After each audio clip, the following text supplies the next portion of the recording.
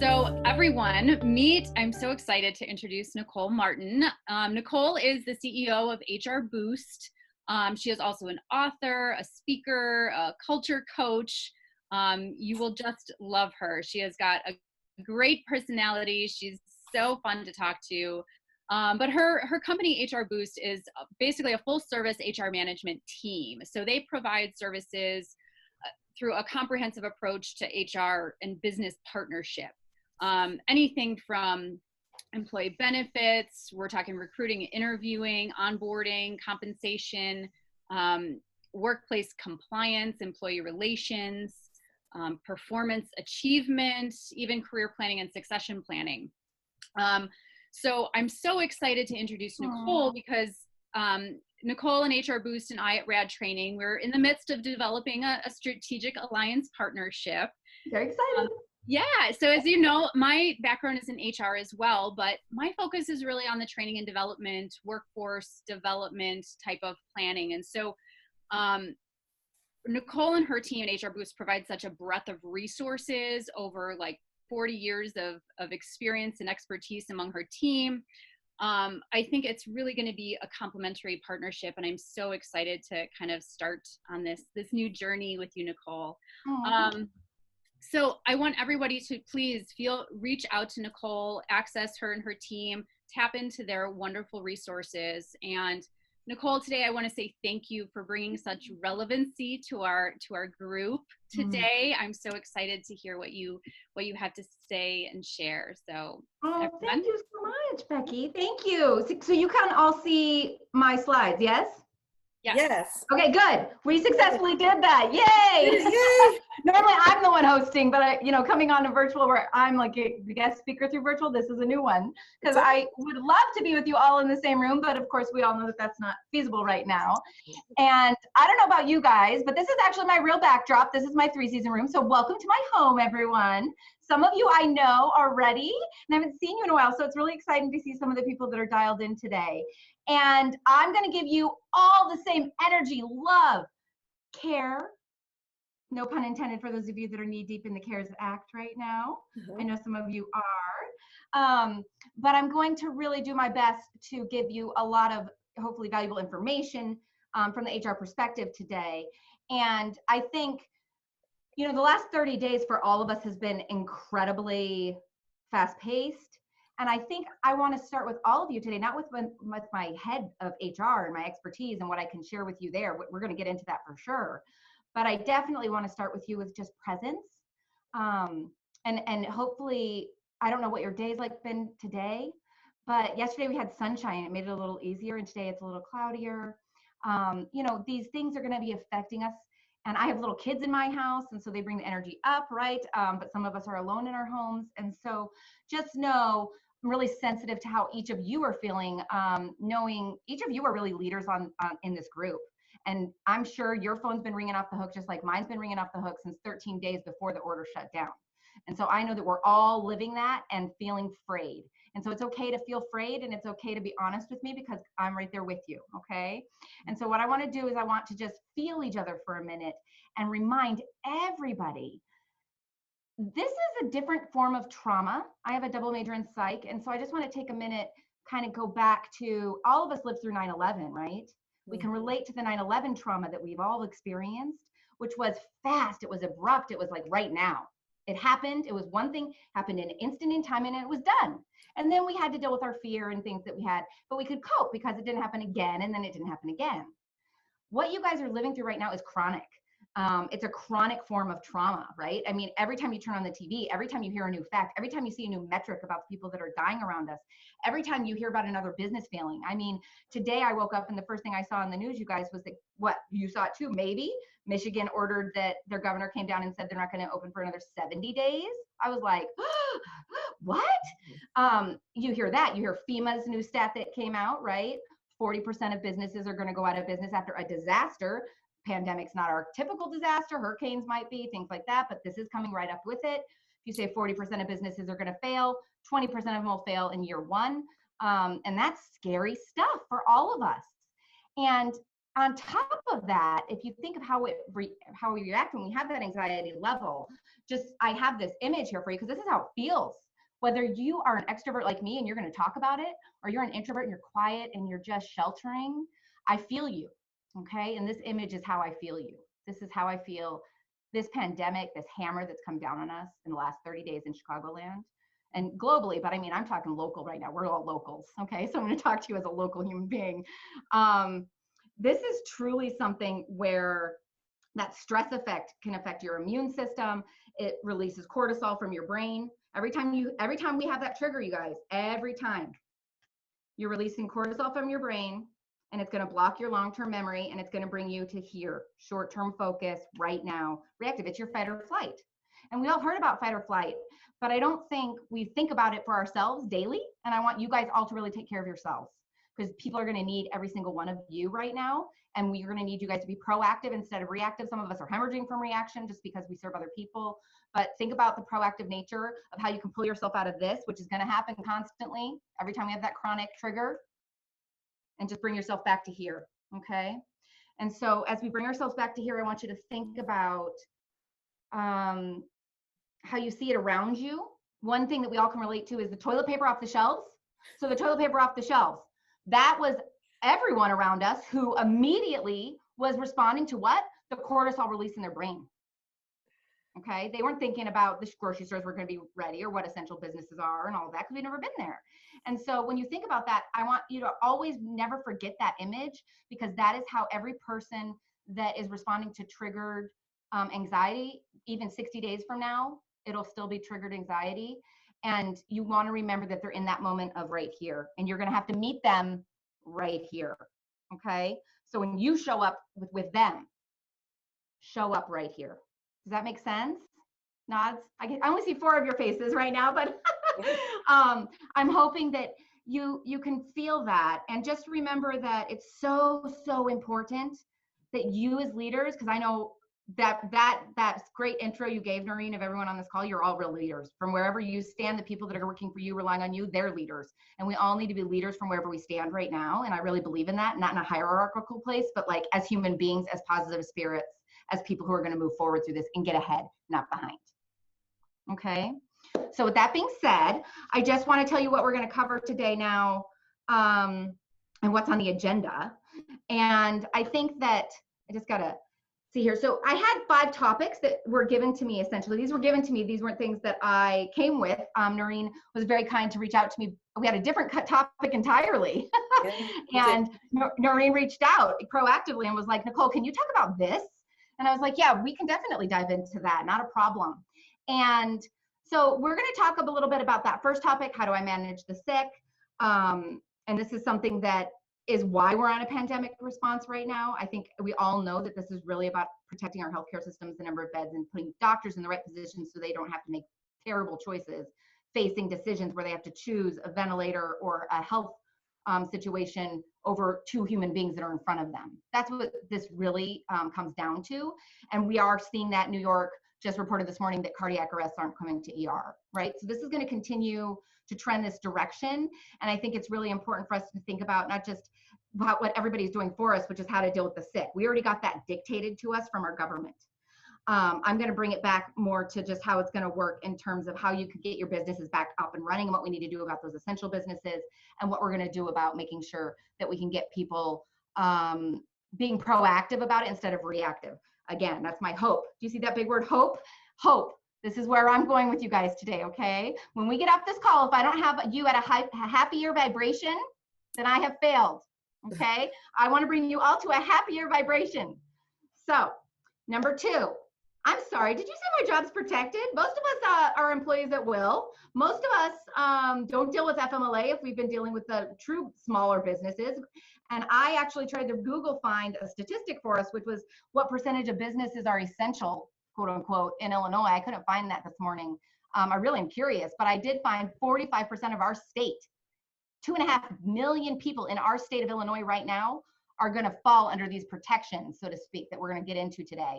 And that's a lot of people, a lot of small businesses, a lot of people that never spoke FMLA before, never spoke paid sick, never spoke HR, right? Suddenly they have some serious obligations. And why is it important? Well, the accountant in the call right now already knows, so that they can file for tax refund and credit, right? So there's some synergies between departments right now that honestly, not a single business has thought about this yet, unless they're an essential business that already had a COVID positive employee, which is not a lot of businesses, to be honest, because most people sent people home and shut down, and they're virtual and they're sheltering in place. So I'm going to dive into that for you, because and my team, we've already been supporting some businesses that are dealing with this and how it looks in real action. I'll give you a real example of it. I want to prepare you for how you can invite people back to work. And there's a lot more that I'm going to give you that you should be working on right now that you haven't even thought about yet, that you can take advantage of right now if you want to get ahead. And so we're going to talk about that. And that's going to be advice that you can give to your clients. A lot of you on this call, it might be internally within your own business, but it's going to be stuff that you're going to be cognizant of after you finish this hour with me, that you could suggest to your clients as something they could do to get ahead. And so we'll talk about that. I'm going to really focus you back on what we do about this element of fear, what we can do about collaboration in the workplace right now, what we can do to actually help people be closer instead of further away, despite the fact that we're not close physically. So I'm going to give you some tips and also some ideas around that. And then we're going to finish off with what you can do personally right now to make this better, right? What can we do, the power in our control? What do we have the power to do? We can start with like how we start, right? Like I said, I'm always like this. If you've met me in person, I'm pretty neurotic, but I think that it helps when you have other people around you. And I want all of you to come as vibrant as you can to other human beings you're touching in your daily business right now as a servant and as a human being. And so we're going to talk about how you can do that. And I'll give you some tips of how I self-reinforce to get this way every day and be neurotic, right? So I'll share some of that too. Okay. So you guys ready? Here we go. We're ready. Okay. So you guys have seen this image. It's like burned in our minds right now. I think you see it everywhere, this coronavirus, COVID. And there's some new metrics talking about what businesses are doing. We all know these 5 steps. We've all known them probably for most of our lives. Have we really been cognizant of thinking about them as we walk out the door? Not really. Everybody's used to the flu. People still get sick from the flu. A lot of people didn't even respond to this because they're sitting there going, well, more people died from the flu last year. Well, guess what? I think yesterday we passed that metric. And so this is something that is really becoming real for a lot of people. And I think when you think of just these 5 steps, when you bring people back to work, or if you're running an essential business or serving essential businesses that are open right now, these steps they're going to be a little bit more proactive and some things that you have to do. Willard Towers Watson just released a survey, about 158 employers globally, and over half of them were global companies. And this is interesting because those companies are still operating, and they're operating in phases based on how it's trending in the globe. And so we want to look to some of the trends. And so it's good that they released this survey. It showed that nearly 90% of surveyed companies have already increased their employee access to PPE on site, which would be hand sanitizers. And more than 80% are already ramping up public health communications, being proactive, communicating to their people, whether they're at home or not. They're actually wanting to become the voice to their people versus the news. And that's an interesting thing when you think about how proactive have you been about that in terms of maybe letting people know that you work with and or for where you're at with this, and how is it going to work with you, your customers, your employees, whatever that might be. So 80% have already ramped that up. And this speaks to some of the things that Noreen's about, your marketing, communication messages, etc. I know you guys are all drowning, and I do mean drowning in it because I am drowning in it. I don't know how many emails you guys have gotten from every law firm, every CPA, every legislative body, etc. And trying to filter through all of that is like, right? That's another trigger. And so I just feel like, why don't you just take the time to do the research and due diligence yourself and get your own opinion, and then just speak to people personally about it, pick up the phone. And I think that that's something we can do really proactively as well. So in North America, it's obviously just starting to emerge. So those were global businesses that I was speaking about. But in North America right now, only 70% are making the moves right now to do the communications and be proactive. So we still have a margin of employers that haven't thought about it yet. And to be honest, based on the calls I've had in the last month, 30 days, honestly, you guys, the real conversations, I mean, I'm answering emails at 1 to 4 a.m. for certain owners of businesses. It's insane. And I think some of them are really still in a reactive place and still trying to figure out what they're going to do. So know that there's opportunity to think about what's next versus being reactive to, oh my God, how am I going to get through this and survive? No, you will get through this. You will survive. Our business will revive. Our economy will come back. The question is when? But the answer is yes, it will, right? So we focus on the yes, it will, and really get back to that conversation of how we can help them be proactive and get ahead of it. The other thing that they're giving, the evidence of what people are doing that are essential businesses right now that I wanted to share with you is the businesses that are operating, even in the best and brightest companies to workforce circles that I run them in. We had a conference called early March, and even the winning organizations that are still open, like the Salvation Army, for example, or, bigger businesses that are being recognized as best places to work. They already were moving into a place of bringing hand sanitizers into their organizations. They moved from the dryers, if they have dryers in their bathrooms, they moved to providing paper towels, actually, because there's evidence that if you dry your hands with paper towels, they actually become cleaner than with the dryers after you wash them. Fascinating fact. And I think that it's really important, as much as it's hard to find sanitizing wipes right now, we need to make sure that we're getting those things and soap and these kind of resources. If you have people in your business right now on site, or if you plan on bringing them back, you need to have a plan. Some of the promotional things I see going around right now are even hand sanitizers that are branded. I'm going to have a link in that in my next month's newsletter. So some people can actually do some fun things with this right now to get their brand in front of somebody, let them know they're thinking of them, right? Send them some hand sanitizers, things like that. Some promotional opportunities, if you will, that are kind of tied with this whole, be well and stay well theme. The work zones that are coming up from the best and brightest is interesting. A lot of manufacturing companies, even some that I know right now, are still operating, and they're bringing in maybe just 2 people on an entire floor shift to operate with efficiency and still keep their business humming. And so that's where it got into what Noreen was talking about in terms of access a little bit, right?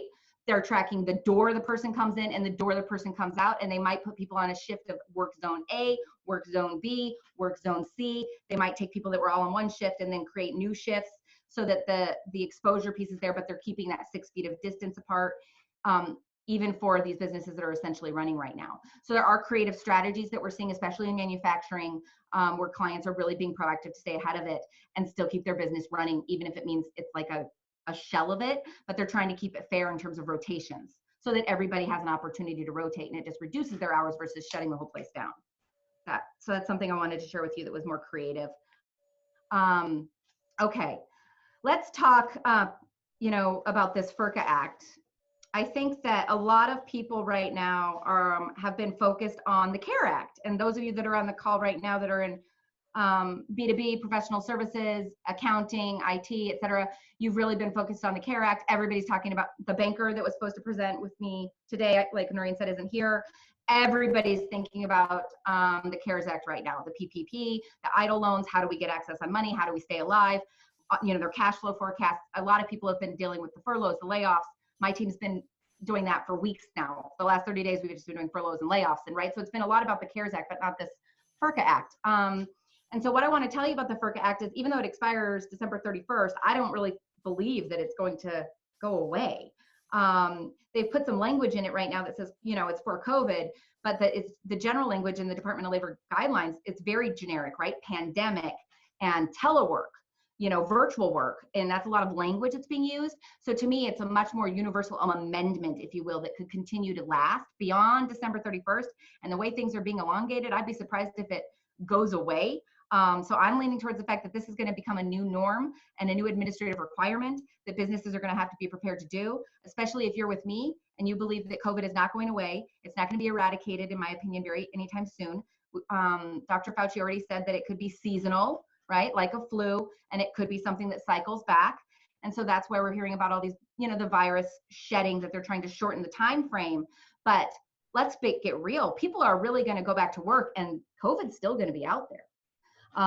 And this is where we really have to get our heads, is when people come back to work, they turn the light switch of our state back on. God help us sooner than later. But when they finally do, that's when you're really going to deal with the issues that I'm going to be talking about today, right? The fear, the anxiety. You will not feel it.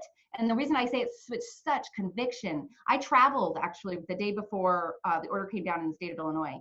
My husband and I did take spring break. It was amazing. And the airports were already empty. And we traveled. There was no one on our planes even. I got to Texas. God bless the Texans, you guys. They are functioning as normal as far as I'm concerned. I got off the airplane in Texas, and you guys, the airport was swarming. People were still at the bars, the whole thing. And I, in that moment, felt that anxiety, right? And I had my kids with me. This is going to be something that we need to prepare business owners and managers and leaders of other humans before they come back to work, and that they're guiding and they're looked to as advisors, coaches, supervisors. We need to prepare people for how to help people through that. So keep that in mind. I think the noteworthy things that I wanted to share with you, employers may not require employees to use PTO under the Sick Pay Act, and that's something that's really unique. So the Sick Pay Act is telling people, hey, immediately, day one, I'll give you this example. 3 days ago, I got a call from a business owner. He runs a business with about 25 employees. He had an employee that's in sales that is still working but came down with COVID. Employee says that they have COVID, calls him. He says, Nicole, do I have to do this paid sick leave act, or can I actually terminate this person? They weren't performing. These are the kind of questions I get, you guys. So anyway, it's one of those things where they had to come down and look at it. Well, even though she'd been there just 2 weeks and she was still in that probationary period that everybody likes to talk about, the bottom line is that day one, pay sick kicks in for your employees. Day one. They've been with you for 2 days. They might not have even had their paperwork done. And this act kicks in that if they come down with COVID, they could qualify for the paid sick leave act, and you would have to pay them up to 80 hours. And that's something that's really a big crunch for business owners. You and I both know that. I think we all know that on this call. The government has sold it to them. Basically, they're going to get tax credits on their payroll taxes. We all know we file payroll taxes, most of us quarterly, some annually. But that's still quarterly. If it happened at the beginning of the quarter and we're floating the cash flow and we have 10 people who come down COVID at once we get back to work, I don't know, you do the forecast on that. That's a hit, and that's a cash flow hit as well. And so there's a lot of implications about this that we haven't even gotten into because we haven't been side by side in the office or on the floor, or, these things that are really going to come up with this act and how it's applied.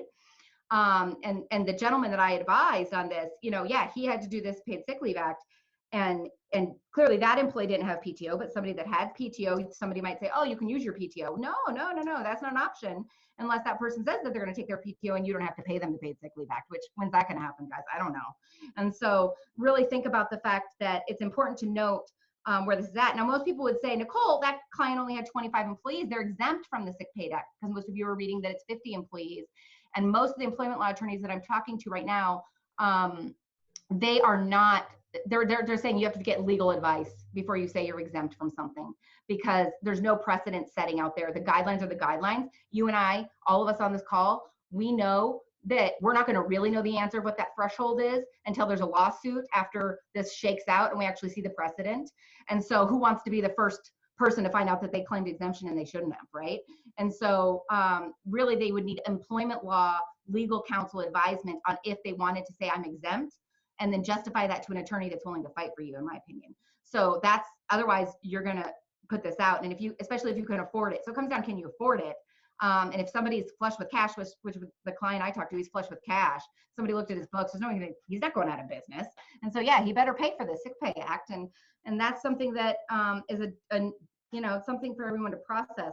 A lot of questions came up where employers can still furlough, can still lay off, can still reduce hours right now. And if they do that, and they're providing telework or something, maybe virtual work, is, they call it telework in the act, but virtual work, right? Like we're working remote right now, then they're ineligible for the act. And some people are doing decisions different times of the month right now. Some people are still employing people. Some people haven't moved to virtual work yet if they're essential businesses, so they still have the Sick Pay Act applying to them right now the minute somebody has COVID response. Positive test or symptoms even. And so when you think about that, it's going to be the timing of the occurrence, the timing of the day when the employee comes in and says, I have symptoms, or you take their temperature and you think they have symptoms and you send them home. It's going to be that day that you're looking at the calendar saying, does this apply? So the clients that have already had people be sick, and like I said, I think most of us haven't really touched that just yet. It's going to be a situation where we determine the eligibility of if it applies to them or not right now. But as far as them being employed, it applies to everybody who has less than 500 employees right now, who has anybody working, and who's told them that they basically need to come in. They have to come in, which some businesses are still doing that. It applies to those businesses out there that are still doing that. If the person can be sick and have their symptoms and go into self-isolation and do remote work, well, then they don't need the Sick Pay Act, right? And that's your out. As far as I'm concerned, that's your out. If you've actually enabled your business to say, no, you can go home and you can work virtual and be home alone and just dial in for us, they can still work, and they don't, then you can kind of say, hey, the Sick Pay Act didn't kick in yet until you get a medical certification, which you're going to ask for anyway, by the way, for your tax refund, okay? Because you need documentation. We'll get into that in a minute. But you're going to ask for that anyway. And it's really when the healthcare provider tells that person that they are quarantining that person, or that that person's just quarantined, then you can get into, well, are they able to work virtually? And if they come back and say, I can't work virtually because I'm so sick, well, then you're going to be looking for a medical cert that said that, just like you would be saying for an Americans with Disabilities Act accommodation. Okay. So keep that in mind. I think that that's something rich for all of you to know about. The money piece of it, this is something that I think is important. That's the capstone on it right there, $511 per day, or $5,110 in the aggregate. This is something that the accountants on the call probably are well aware of already. That's what I mean about cash flow though, you guys. And if this is the most contagious thing that we're talking about, the contagion factor, and we bring people back to work and we're not ready for this, well, you could end up shut down anyway. And that's the reality. So that's where I want people to get thinking ahead, not just thinking about turn the lights back on and get me back to work. We have to be thinking about kind of the future impacts that are very possible and doing maybe worst case scenarios around that scenario. We've been doing worst case scenarios around cash flow. I'd like us to get to worst case scenarios on, okay, let's say 10% of our people come back and then get sick. What are we going to do? So those are real scenarios that you should be strategizing with your clients and your friends. Mm-hmm. These are the 6 reasons. Yeah. You know, some questions are coming up in the chat box here just about that issue. So if the worker comes in into the workplace and then they actually they're in the presence of other employees, and then the other employees also catch it and stuff too, is the employer liable? And then they are required to give notice. That's why the work zone thing that I mentioned is being done, because let's say you don't have work zones and you just put people back to work and then somebody gets sick, you have to notify everybody that they've been potentially exposed. That's not fun. That's not fun at all. So to limit and contain all of this, you start to bring in shifts, work zones, and have a plan around that that's very distinct, so that you would only have to notify. This is how Salvation Army did it, you guys. We would only have to notify that group of people. Does that make sense? Okay. Okay. So that's an HR, that's an administrative thing in HR in terms of policy, work scheduling, et cetera.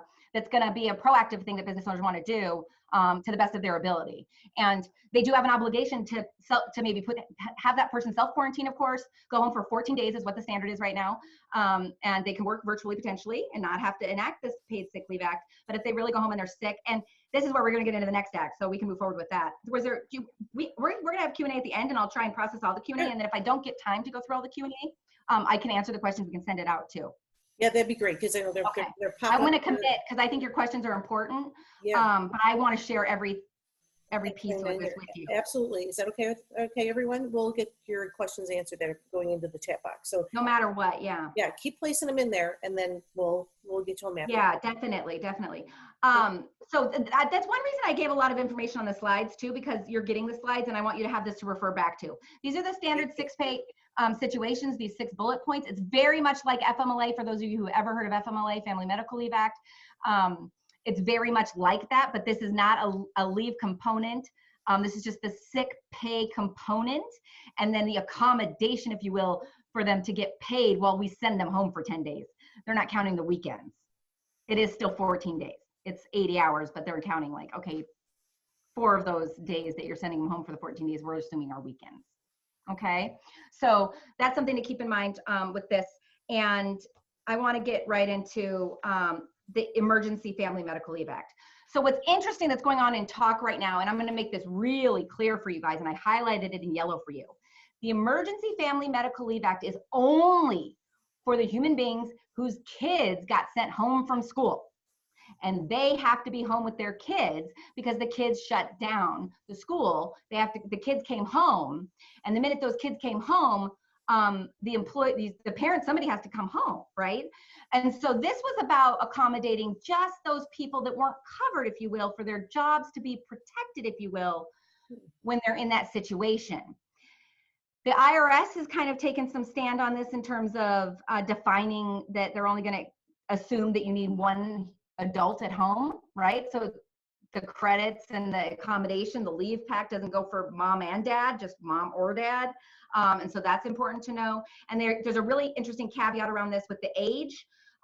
It's not some, if I have a 16-year-old kid and my high school closed and I got sent home last week, this won't necessarily apply to me unless I can prove that my 16-year-old has some other reason that I need to supervise him, because state law says that you can leave your kids home after the age of 14. Okay, so that's another caveat of this in terms of the age of the children. Even though it says 18 years of age, parents who have kids that are teenagers, well, they may not necessarily have to stay home. And so that gets into the conversation between the business and the employee. How old are your kids? What's your care plan? And getting distinct questions around this. This leads to a lot of Q&A and standardized forms again. Standardized forms, standardized questions. This also will require documentation. They're looking for actual, the IRS has give out guidelines on this. They're asking for actual documentation to speak to it. But before I move forward on that, I want you to look at this bullet point right here with the pay component. So see where it says $200 per day and $10,000 aggregate over 12 weeks. This is meant money just for those parents again, and just for week 3 to week 12 if they had to go home. And again, if they couldn't work, you know, if they couldn't work, you'd be adding that kind of pay component, I think. But if they're doing virtual work and they're just working from home, you just have to accommodate that they need leave. It could be intermittent. It's up to the employer. The employer can decide they can take it intermittently. So it has some conditions around it that are kind of unique. The goal, guys, is to accommodate parents. And this remote working has to be as flexible as possible for human beings that have kids at home, especially if they're under 14. Okay, so that's what this is about. A lot of people, owners, were calling me and they're like saying, Nicole, I have somebody that's sick and I have to pay them and then I have to protect their job. And I'm like, no.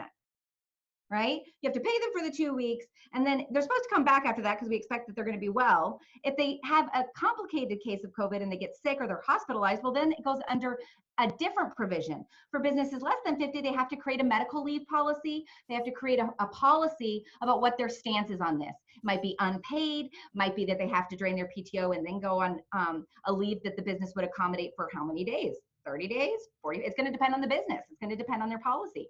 A lot of businesses do not have a policy about this. So they're going to need a policy about this because unless they're over 50 employees, FMLA doesn't even apply to them. If they are over 50 employees, well, then it's easy. That person's just going to go on original FMLA, not eFMLA. Okay. Okay. I hope you guys are keeping pace with me. I don't know how we're doing on time. Okay. You're good. Okay, good.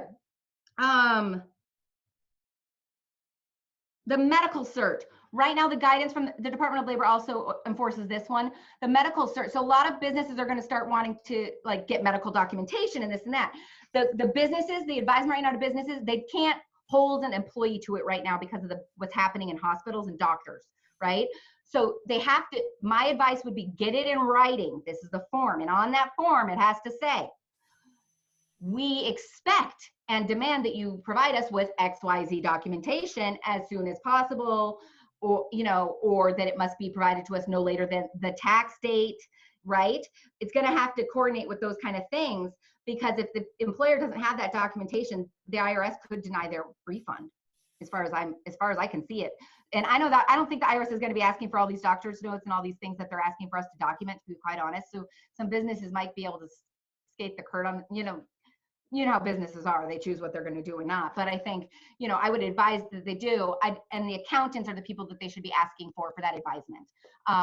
HR people, I think, are people that need to give them standardized forms and kind of support around the employee relations conversation and how you're going to manage this. And then employment law attorneys can actually help you understand the policy that's best for you, and getting that blessed. So there's a lot of players in this, right? I just went through 3 different experts that need to be working together to help that business, and help them to the best advantage of that employee and that business.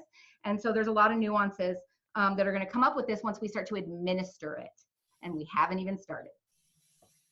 Okay, here's the IRS overview documentation. I pulled this and gave this to you guys. So you'll have this on the slides when you get it. You can refer back to it. I think that, you know, those of you that are CPAs or accountants, you are well aware of this. But I think what's interesting and nuanced about this is, again, that 14-year-old component piece. and it's not clear how it's going to be submitted. So I would just start documenting as soon as possible and making sure you're getting all the components that the IRS expects. And this is stuff that's creeping up on people. Like I said, I just had a call 2 days ago, and that guy, he's going to need to have documentation. And I mean, the response I sent him, it was literally, here's your form, here's your policy, here's what you got to do. You know, it was like, I felt myself going, oh my gosh, this is like every business that's going to need this, you guys. It was just the first reactionary call that came to me where I had to address it, right? So just think about that. And this is something, back to my example, that person, you know, he's gonna be expecting his tax credit. He's gonna be expecting his tax credit this next payroll tax line, right? And so when I don't want him to go too late to his CPA, and the CPA is going, well, you documented this, and maybe the CPA will ask for those forms or not. It depends on the person who they're working with, I think. But I want to be able to come back and say, yeah, it's in their file, and we got it. Okay, so when we come back to work, this is really the emphasis here. What do I need to know to invite people back to work? Some people, as we know, are essential businesses. They're operating still. A lot of us are still operating kind of maybe a shell casing on a virtual basis. And those are the businesses that have already gotten ahead a little bit. They might have already adapted to virtual frameworks in the last 10 years, to be quite honest. This is a forced situation on all those businesses that didn't lean or start trending in that direction already, you guys. And I think we all know that. And I think Noreen's right. Business will never be the same. We will go back, and every business after this will have known how to optimize their business. So the first thing that I want to put on your must-to-do list, and this is for every business owner, manager, somebody who has a proactive responsibility within the business to support the business from an employee perspective, be a number of different people that we're going to work on this. But these are the proactive things we could be doing right now. If you're not still drinking from the hose and you have a minute to think and you can be proactive, then these are the things I want you focusing on. The administrative needs of the business, making sure that they have those standardized forms, making sure that all the information that's required by the IRS and the Department of Labor is on the forms, right? Making something that works, that's goof-proof for them so that they can start as soon as possible. In my firm, I already have action items for my team to create these things, and we'll have them at HR Boost, and we'll be able to give them to clients and brand them quickly to their business, et cetera. But I think this is like point 101. The next thing is a pulse on their policy. A lot of businesses haven't digested this yet, and after they've processed their PPP and they're idle, I think they need to sit down and kind of say, okay, great, now what are we going to do with that? Since if we get awarded our PPP and we get reimbursed on the payroll and we keep these people employed, what can we proactively do right now while we're sheltering in place? And this is an opportunity for businesses, I think, to get ahead of some of these things and put some people on it to decide what their policy is, what their sentiment is, and then drumming up like frequently asked questions and what if documents, and getting ready to train all their operational leaders that the employees go to when they typically had gone to for sick time, vacation time, I need to leave, I'm going to be sick.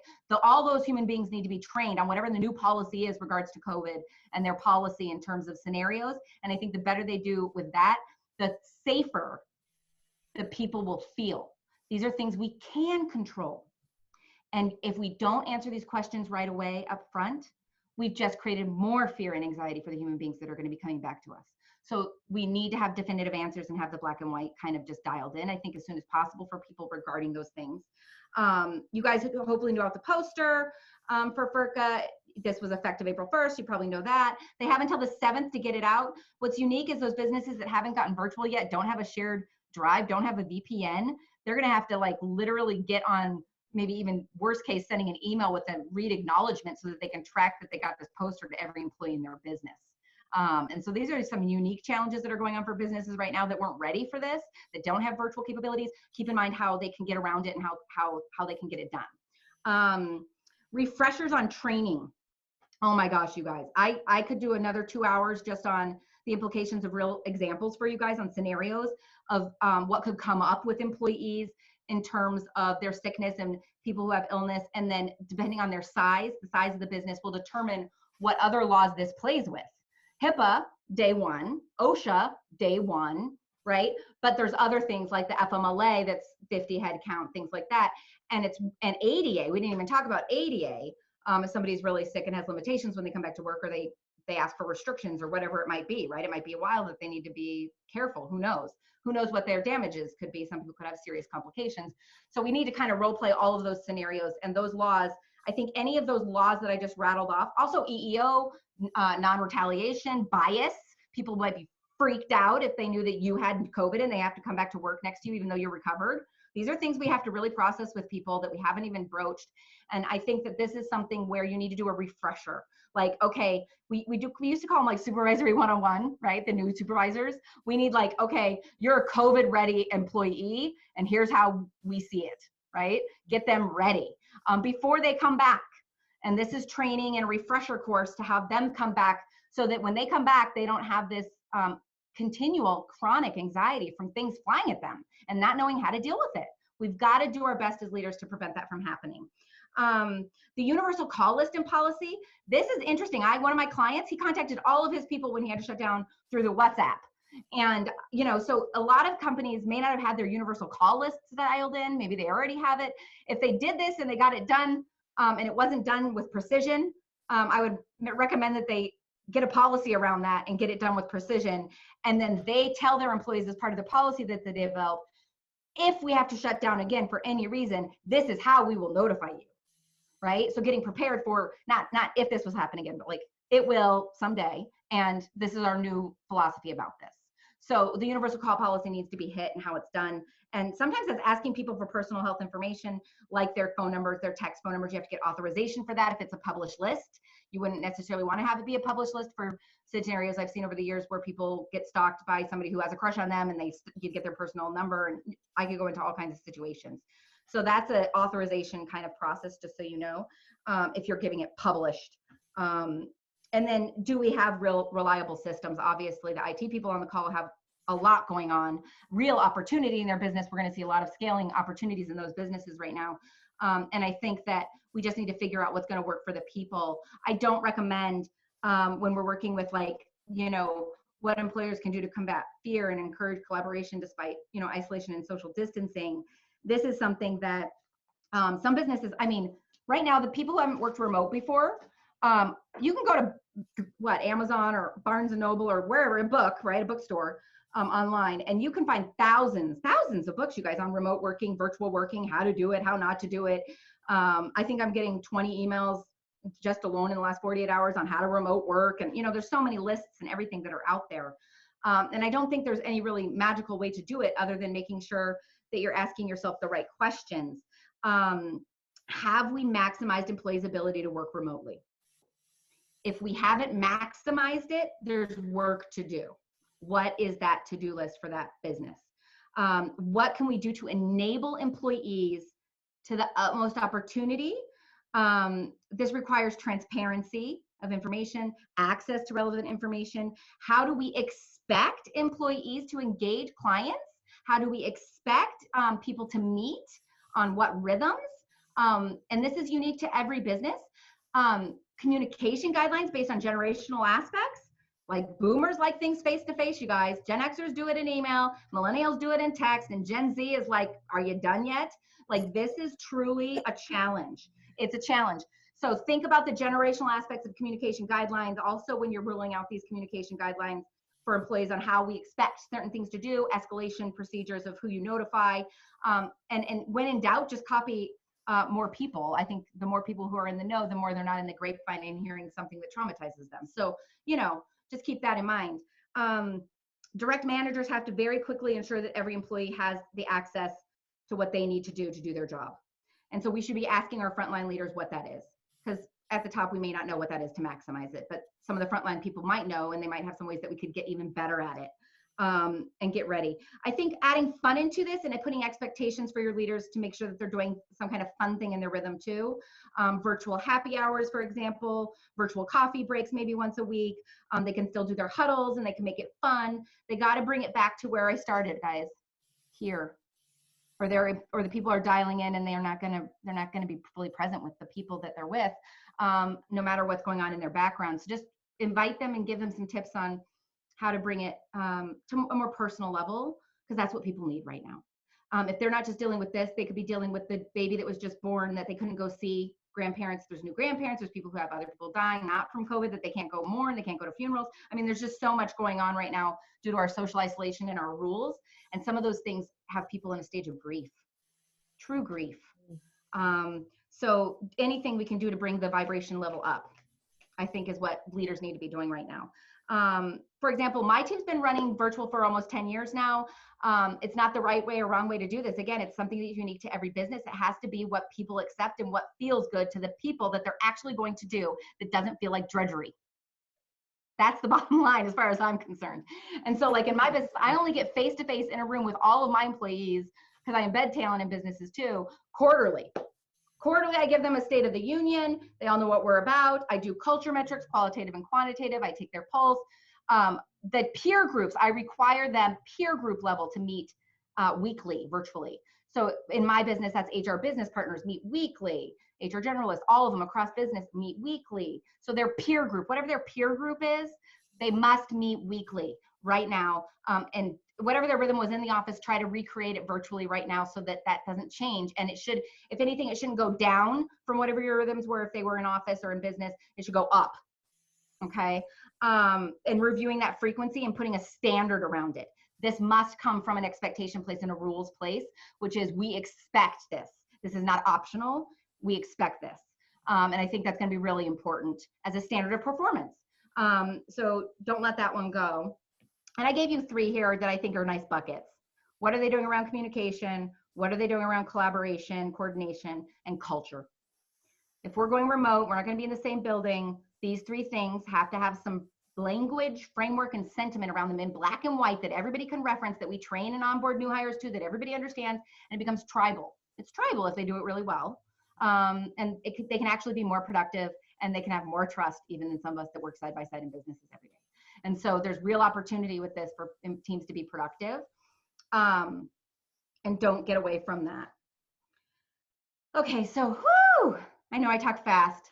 You're going to get the replay. Did they get the replay, Noreen? They can just rewind and replay, pause. They do. They said Okay. we finally found somebody who talks faster than me, so they're used to me. So you're just one step up. I really want to make sure all of you get a nugget. I want to make sure you all get a nugget today. Okay, so in order to combat fear, we have to nurture healthy relationships, right? So I'm going to keep it simple, you guys, today. Basic, all things we know how to do. That's where everyone is right now. We have to really be there with people. And what does it take, you know, to build a healthy relationship? It takes communication. It takes trust. A lot of people may not have had trust with their managers before they went home. Who knows? It's time to build it. I gave it to you in this order very intentionally. You see how I gave you an individual perspective, collaborative perspective, and business perspective? Many of us who are strategic thinkers always go to leaders and say, let's identify the big picture, 30,000 foot view, and then work down from there. Yeah, we're kind of there right now in terms of just, is my business going to survive? How am I going to increase my pipeline, my sales room? You know, these kind of things. These are 30,000 feet triage issues. But I think that when we come to the HR perspective, every person who's coming from that perspective must start at the individual level and then work their way back. Okay, so it's a flip. It's like a paradigm shift that I want everyone to cognitively register. We have to come back, and I love sharing with you this universal growth process. I had this call with the best and brightest companies to work for peer group. I run the Chicago peer group of winners also once a month. And we had this call March 9th. And it was all about change leadership and change management. You can get all kinds of methodologies, you guys, so many. I could go with the SURE methodology. I could give you change management methodology. I could give you, you know, trauma methodology, whatever, right? No, I'm going to give you something that I think makes it so simple, so real, and universal. That's why they call it universal. Okay. So the universal growth process is awareness, acceptance, action, and adherence. Most of us and most of the people that we're helping are stuck in awareness. Okay? They're stuck in that first place, which is, where the hell am I? And where am I going? Where am I? What's next? A lot of people are stuck in that spot. So we need to help them get to where they are at that beginning. And I think people will get past that once they identify their cash flow situations, their money, their revenue, those kind of major incidental problems that are, I mean, everyone's dealing with right now, to be quite honest. There's a very few, I think there's a few essential businesses that are hemorrhaging and growing, right? There's a few of those for sure. But most people are still identifying even what that is or how they can engineer their business to do PPE masks, for example. I have one client that's doing that right now. So there's a lot of that. I think bringing them past awareness to acceptance, the people who've already re-engineered their businesses, for example, they're past that awareness, they're in acceptance. And they've already started to serve. So they took an action, so they're on the third step already. They're taking action and they're moving forward. Helps you identify who you're talking to and where they're at in their universal growth of acceptance of what we're dealing with right now, so that you can better align to where you need to come to meet them. I hope it helps you.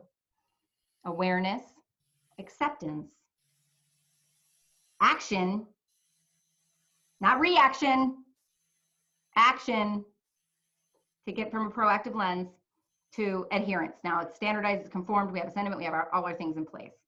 The collaborative perspective, I talked about communication guidelines already. I talked about the suggestion around the guidelines, having urgency levels, or and also preferred mediums around how we communicate around here now. I think that's really important. Somebody could be dealing with something that's pretty important to the leader of a business, and if we never had this conversation or this frequently asked document or this reference guideline, not a rule, but a guideline, that person may not ever think it's big enough to pick up the phone for you. That wasn't important. I sent you an email. Didn't you get it? Right? So those kind of mishaps in communication are going to be really happening between our generationals, depending on how diverse their business is and if they're still operating and enabling a remote workforce. This is a big one. So make sure that it's something that exists with the people you're working for. And if you engage new contracts or new clients, or go back and ask the people that you're working with now remotely what their preferences are. That's a good thing to ask of service. How would you like me to reach you? How would you like me to give new information to you? No, don't send me 20 emails. Please don't. Please just call me and give me a 15-minute debrief, right? So, you know, whatever that is, have those conversations. The business perspective, I think it's real opportunity to have a shared performance goal. So a shared performance goal is really where we get the we versus the I. If a business can come back and typically they'll have individual goals. We have department goals. Sometimes we might have incentives, any kind of business incentives, whatever kind of things we do to offer to people.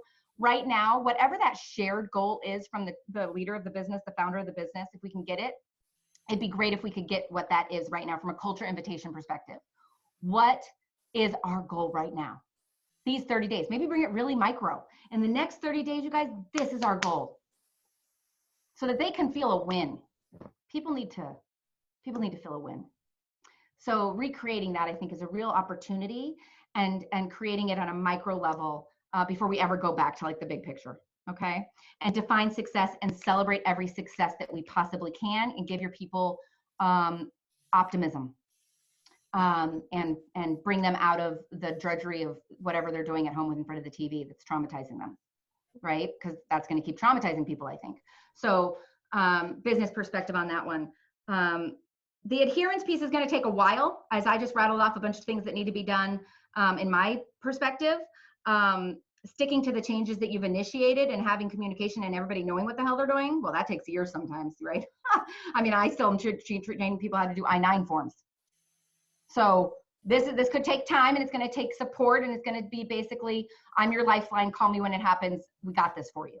Whatever that is in your area, law, benefits, accounting, market, whatever it is, make it goof proof, right? Do your best to make it goof proof for them so that they can actually move forward. My last topic was, what can we do now to make this work better? And that's my answer. All of you have the opportunity to make somebody feel like somebody. And I think if you can do that every minute of the day right now, even if it's in your own four walls of your house, you're making a difference. Okay, you can make it better. And for who? You. Because you, each of you are servant leaders, I know this, and people are calling you. You need to refill your cup as often as possible, and do your best to be the somebody, you know, that makes everyone feel like somebody. I think that's going to be really important right now. It's basic, right? But it's necessary. And I think if we're doing that really well, we're going to start feeling better too. And we need to start here first before we can give endlessly, which all of you are going to be giving endlessly for a while, I think. So I hope that helps you. And it brings me back to the first thing I opened with, right? Which is presence. Not like the present, the gift, but presence. So one of my favorite quotes and one of our service ideals at HR Boost is presence is more important than just being present. And so if you can just embody your presence, which is your heart, mind, body, soul, and you show up, people will feel you even if you're through the computer. I hope you felt me today, right? And I think that that's the difference that you can make. You don't have to be spastic like me. I don't expect you to have to do that, right? Not everybody's excitable like Nicole Martin, but you can be you. You can be an expert. You could be up close. You could be, I hear you. I feel you, you know, giving that personal relationship to somebody. And just remember, what's the number one way to build trust? Body language. Eye contact. Eye contact is the one thing that builds trust. It's one body language thing everybody has to build trust quicker. And we can still do eye contact, even on the computer, right? Don't forget the power of that. And use it to the power of what you have at you. Okay, so Q&A. I don't know where we're at with time. We're right on time too, since we're gonna end. We have just 10 minutes left to kind of wrap things up with additional. So, you know, there are some very specific questions here. And so I think that to do them justice, that like for instance, some ran into some legal, you guys are so great. So one person put up a question and then Jeff, our lawyer, put in kind of his answered it. Yeah. And then we had, that's awesome. Yeah, I love it. And then Ginger put in her response because she's, of course, with insurance and what risk is. So, you know, I think would be great is if I print out all of the information in the chat room too, and then give them to you, Nicole, so you can answer them. But also I'm going to keep Ginger's response in there and Jeff, your response for everyone as well, because get those perspectives. Yeah, because I think it's really, you know, well, collaboration. It's so interesting because one of these questions one person does not have the answer, and that's why we put together this this collaborative group, this group of advisors. Because I wish it was just a simple, you do A and B and you get C. It's never that way. No, it's not. So that's great. Great. So, and I believe that it will. Well, I'm going to make sure that I can copy all of these, and so I'm sure Gwen, you're going to help me with the controls on how to do all that. So, so let's do this. First of all, fabulous job, Nicole. And we hope that as we get together, I can't wait to meet you in person and give you a big, and also to use you as our resource for our group. You know, Becky is a member, but you're going to be an extension of her. So we'd love to have you come back and be on some of our panels and. Anytime. I'd be happy to do that. My heart is for middle market America, small businesses, and I'm all about small businesses stealing talent from big businesses. I've been about that for a long time, you guys. I'm in the trench, I'm in the weeds, I came from the weeds, but I like to take them all the way to the top. So anytime. And it's all about that reciprocity between all of us. This CARES Act and this FERCA Act, you guys, it touches all of us in different ways. And everybody that's an expert in whatever they do are the best to interpret that area of that law. And so we're all doing that through the garden hose right now, as far as I'm concerned, this week. And the best we can do to have those conversations. I did have a freebie offer. Yes. So this is something that is an assessment. It's my free offer to you. A lot of you know about it, assessments, DISC, Myers-Briggs, whatever you've been at there, heard it. I'm not a big fan of any of those, to be quite honest with you. I'm all about cognitive assessments, which are like how kids are hardwired by the age of 7. That's called your IQ. The only thing we can grow and move and learn on our whole life is EQ. And so I'm measuring people's culture by default button, if that makes sense. I want to give that to free to each of you, show you your gifts if you don't know what they are. And we can put that against the critical factors of your current job if you want, or I will give you free, both of these are free, by the way, or the bigger freebie that I have right now is for any business that you know, including your own business, your peers, people that you're working with remotely. I have a new offering, which is an assessment that would give the same look, but with a different lens, which is me as a remote worker and my manager as a remote worker, so that they can have a one-to-one call to get to know each other and how they need to help each other in this new environment, which will be a good meeting and a good report. And that's something I'm offering for free as well. And I can do it across an entire organization as well. Right now, just an email link that goes, and it's a freebie that I can give more than just one human being. It's something I posted last week, and I can offer it for free to any business, I don't care how many other headcount is right now, to give them something to give to people to start talking virtually and understand each other really. So that's my freebie, and I hope you guys take advantage of it. Oh, absolutely. And, thank you. Oh, you are so welcome. And I have said the one thing that we really believe in is that, they're not vendors. You're always looking for another reason to call. To become a trusted advisor, you have to have multiple resources like this. So again, like for instance, promoting you to my clients, even the ones that obviously that didn't make it, they were so grateful that I at least reached out to them and said, hey, we have a resource. Because then that way, when they see my name come up, they're like, oh, she's going to try to sell me more sales and marketing stuff. No, they always take my call because they never know what I'm have up my sleeve. Yeah, and I'm there to help them. So what resource? I love that. Well, I'm honored to be asked. I pride myself as being a resource, and we give free consultations. All the things that I've been doing the last 2 weeks were like a lot of new clients, just free conversations and free things. I'm not going to be invoicing a client right now, right? Like we need to get you through this. They'll remember me later. They'll remember you later. Let's just serve. And so depending on the level of work, obviously, but I think that's really the goal. We're here to help. Thank you so much, you guys. Make it a great day and enjoy the afternoon. Bye-bye.